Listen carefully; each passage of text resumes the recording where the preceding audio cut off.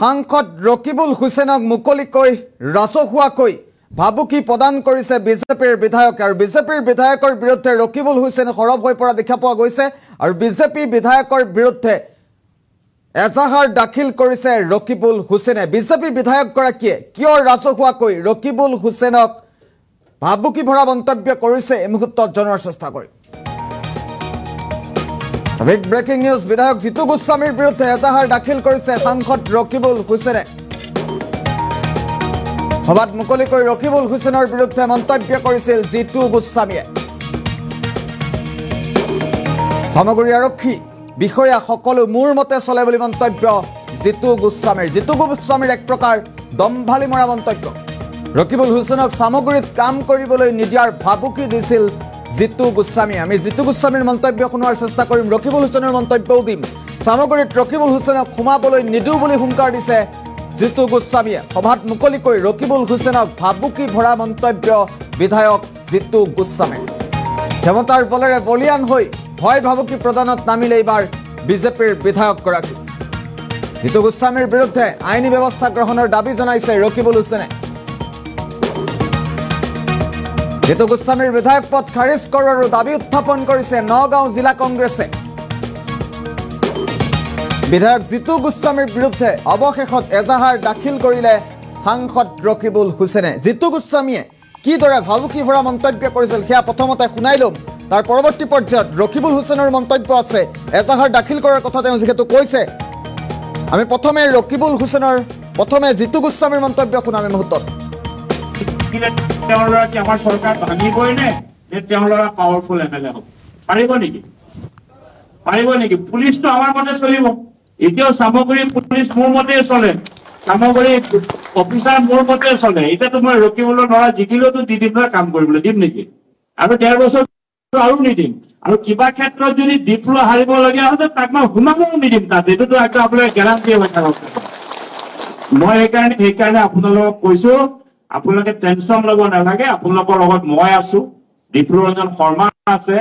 মুখ্যমন্ত্ৰী ডাঙৰীয়া আছে মই কৈছো আপোনালোকে মিলি ৰকিবুলৰ বিৰুদ্ধে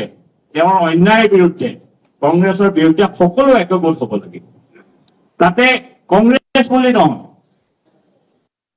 সবে বেলেগ বেলেগ পাৰ্টি এই কাৰণে কৈছে কংগ্ৰেছত আহি ভালকে কমফৰ্ট হয় কাৰণে কংগ্ৰেছ কৰে কোনোবাই AYDF কমফৰ্ট বিলাক AYDF কৰে কোনোবাই বিজেপি কৰে জিকিলে তেওঁলোৰা কি আমাৰ সৰকাৰ ভাঙিবই নে যে তেওঁলোৰা পাওয়াৰফুল এমএলএ হ'ব পাৰিব নেকি এতিয়া আমাৰ জিলা কংগ্ৰেছৰ সভাপতি অধ্যাপক প্ৰশান্ত শইকীয়া সমন্বিতে আমাৰ দলীয় আৰু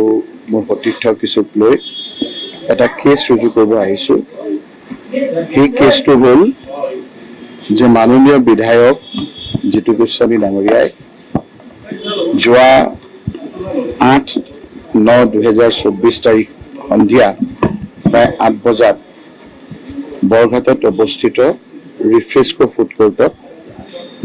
মোৰ আৰু মোৰ ল'ৰা বিৰুদ্ধে বিভিন্ন ধৰণৰ ভয় ভাবুকি দিছে আনকি তেওঁ ঐতিহ্যমণ্ডিত আভিজাত্য থকা অসম আৰক্ষীক তেওঁৰ মতে উঠা বহা কৰে বুলি কৈছে প্ৰশাসন তেওঁৰ মতে চলে বুলি কৈছে আৰু সামগ্ৰী সমষ্টিত মোৰ ল'ৰা মোক আমি জিকিলেও তাত সোমাব নিদিয়াৰ হুমকি দিছে মই ভয় খাইছো কাৰণ মই এতিয়া সেই সামগ্ৰী সমষ্টিত মোক ভোট দিয়া ভোট নিদিয়া সকলোকে মই এটা পৰিয়ালৰ দৰে আৰু সুদীৰ্ঘ 2001 চনৰ পৰা 2023 চনলৈকে মই 2001 2006 2011 2016 2021 তাত বিধায়ক হিচাপে নিৰ্বাচিত হৈছিলো আৰু সেই ঠাইৰ প্ৰায় তৰুণ গগৈ ডাঙৰীয়াই মোক বিধায়ক হোৱাৰ পাছত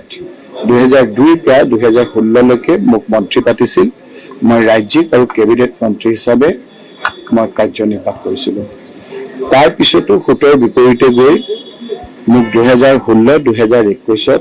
সামগ্ৰী সমষ্টি ৰাইজে বিধায়ক কৰিছিল আৰু তাৰ পিছত আজি কংগ্ৰেছ দলে মোক ধুবুৰী 2 নং ধুবুৰীত প্ৰাৰ্থী দিয়াৰ কাৰণে লোকসভাত ভাৰতবৰ্ষৰ ভিতৰতে ৰেকৰ্ড সংখ্যক ভোটত বদৰদীত আজমল ডাঙৰীয়াক পৰাস্ত কৰি মোক এতিয়া সংসদৰ মজিয়ালৈ পঠিয়াইছে।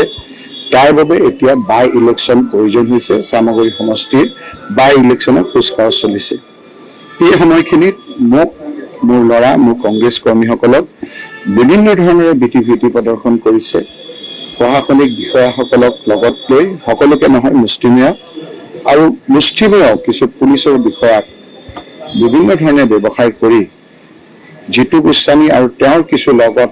যিসকল লোক দুই একৰ মোৰ লগতো কেইদিনমানৰ লগত আছিল, এতিয়া তেওঁলোকৰ লগত গৈ মোক জীৱন নাশৰ ভাবুকি দিছে। আৰু এই কথাখিনি 8/9/2024 তাৰিখ 8 বজাত নিজেই জিতু গোস্বামী ডাঙৰীয়াই এই কথাবিলাক ব্যক্ত কৰি তেওঁ আমাক ভীতি প্ৰদৰ্শন কৰি যিকোনো প্ৰকাৰে বৈতৰণি পাৰ হ'বৰ কাৰণে তেওঁ যি চেষ্টা কৰিছে তাৰ কথাখিনি মই আজি আপোনালোকক তেওঁ কৰা কথাখিনি মই প্ৰথমে এবাৰ শুনাই ল'ব বিচাৰিছোঁ।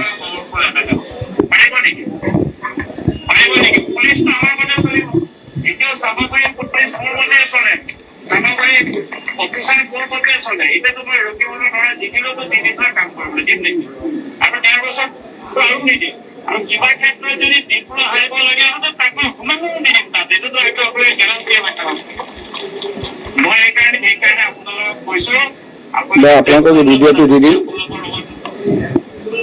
স্পষ্ট যে তেওঁ মোক ভীতি প্ৰদৰ্শন কৰিছে, তেওঁ মোক সোমাব নিদিয়ে। ৰাইজৰ দ্বাৰা নিৰ্বাচিত হ'লেও তেওঁক আমাক কাম কৰিব নিদিয়ে। গতিকে তেওঁৰ পাছ ৰেকৰ্ডৰ কথা আপোনালোকে জানে। তেওঁ CBI TBI বিভিন্ন কেছ আছে। গতিকে মই অলপ ভয় খাইছোঁ, কাৰণ মোক 4বাৰকৈ এটেক হৈছে। মোৰ আজি এজনো চিকিউৰিটি নাই। গতিকে মই এই কথাখিনি আহি পুলিচক আপোনাৰ জনাইছোঁ। এটা কথা ঠিক যে ৰাইজৰ ওচৰত যাবৰ কাৰণে এনেকুৱা 100টা জিতু গোস্বামীয়ে মোক বাধা দিব নোৱাৰে, আমাক বাধা দিব নোৱাৰে। অৰিজিনেল আলফাৰ দিনতো আমি কংগ্ৰেছ কৰিছিলোঁ, ৰাইজৰ মুখত আছোঁ।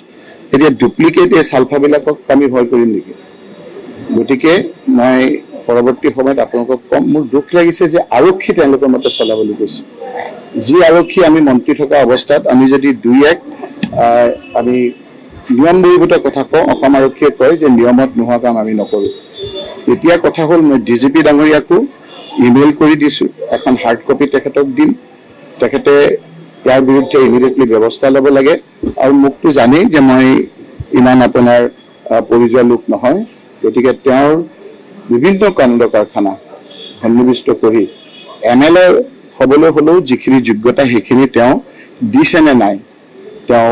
যিখিনি ৰেকৰ্ড দিব লাগে সেইখিনি দিছে নে নাই, সেই গোটেই কথাখিনি কৰি, কাৰণ তেওঁ MLA হোৱাৰ যোগ্যতা আছে নে নাই, তেওঁ এনেধৰণৰ কথা ক'ব পাৰে নোৱাৰে, তেওঁ আৰক্ষী নেকি, আৰক্ষী তেওঁৰ মতে চলে।